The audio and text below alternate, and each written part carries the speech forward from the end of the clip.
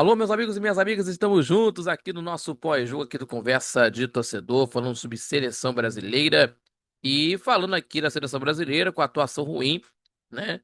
A seleção brasileira saiu atrás do marcador com o gol do Mastori e o Brasil empatou com o gol do Estevão na cobrança de pênalti. E o Paquetá perdeu o pênalti na segunda etapa, que seria o gol da virada lá em Lille, na França, e foi o último amistoso de 2025, né? Só no ano que vem teremos aqui os amistosos da seleção brasileira em preparação para a Copa do Mundo, na Copa do Mundo de 26 dos Estados Unidos, Canadá e México, com toda a emoção que nós vamos estar acompanhando aqui no Conversa de Torcedor, tá bom? Mas antes disso, se inscreva no canal do YouTube, compartilhe os nossos vídeos e deixando aquele like, o seu joinha, que ajuda muito o nosso crescimento do canal do YouTube, também fortalecendo nosso trabalho e também acompanhando também pelas redes sociais do Conversa de Torcedor. E não esquecendo, temos aí o nosso Conversa de Torcedor Notícias, terça e quintas-feiras, às 18 horas com vocês, vale a pena conferir. E às 11 da manhã de todo sábado, ao vivo, pela rádio Nossa Senhora de Copacabana, 98.7 FM, a onda que chega ao seu coração, acompanhando pelas redes sociais do Conversa de Torcedor, também pelo YouTube, pela Rádiosnet, com muita informação e também com opinião para você conferir com toda a nossa equipe aqui do Conversa de Torcedor para você, tá bom?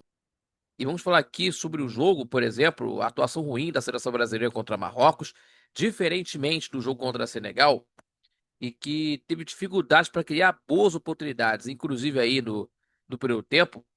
Ah, lógico, dificuldades de criar boas oportunidades. No primeiro tempo de partida, teve que apelar em chutes fora da área, sem levar grandes perigos, e, e a equipe, a seleção tunisiana, buscava contra-ataques na maior parte das vezes, com o Abdi pela esquerda, e uma dessas jogadas de contra-ataque, camisa 2 aproveitou o erro do Wesley e disparou para lançar o Mastori, que dominou, finalizou na saída do goleiro Bento para fazer 1-0 para a equipe tunisiana aos 22 minutos.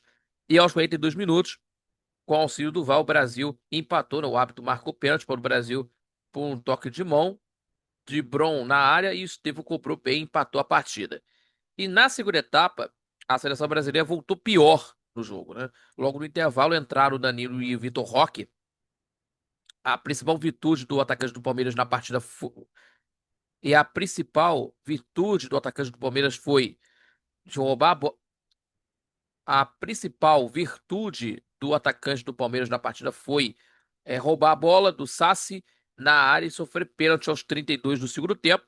E na cobrança de pênalti por ordem do Carlo Ancelotti, na ordem do treinador, por ordem, né, melhor dizendo, do italiano, Lucas Paquetá bateu no lugar do Estevão e mandou por cima do travessão e mandou para fora. Então, a seleção brasileira precisa muito nessa situação de melhorar muito dos posicionamentos no meio de campo. No ataque já tem ali a sua definição, mas também no meio de campo, também no sistema defensivo e no goleiro, né?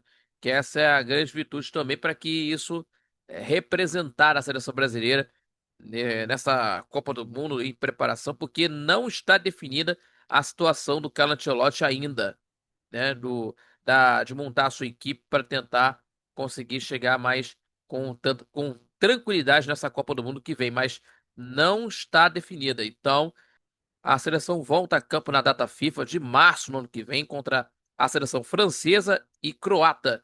A última experiência do Carlo Ancelotti antes da convocação para a Copa do Mundo.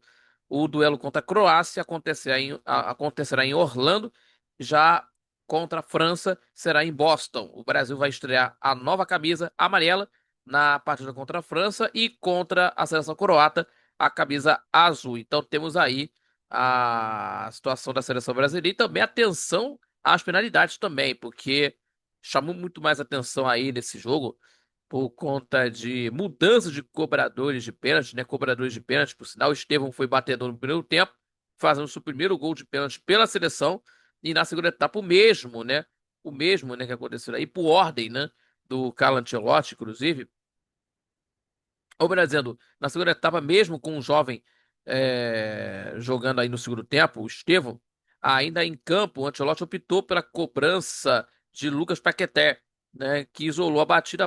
E após a partida, o Estevão tentou explicar, né, tentou explicar o motivo de não ter cobrado o segundo pênalti. E aí temos aí a seleção brasileira para tentar vendo essa seleção brasileira sendo montada pelo técnico Carlo Ancelotti agora contra França e Croácia em março, no ano que vem, da data FIFA. E mais observações do técnico Carlo Ancelotti à vista, né? E mais observações do técnico Carlo Ancelotti, tá certo? Muito obrigado a todos vocês em mais um pós-jogo aqui do Conversa de Torcedor. Se inscreva no canal do YouTube, compartilhe os nossos vídeos e deixando aquele like, seu joinha, que ajuda muito no nosso crescimento do canal, também fortalece o nosso trabalho.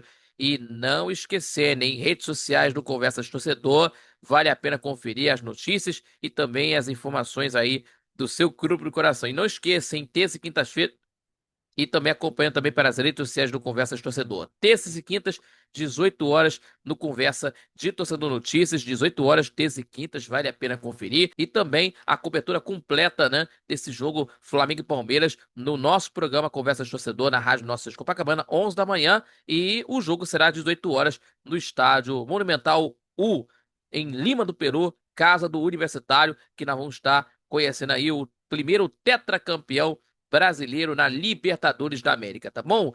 E não esquecendo, acompanhando pela Radiosnet, aplicativo Radiosnet, e também pela rádio nsc.com, tá bom, pessoal? Muito obrigado pela companhia, fique com Deus, um forte abraço e até a próxima, galera. Valeu, galera. Tchau, tchau.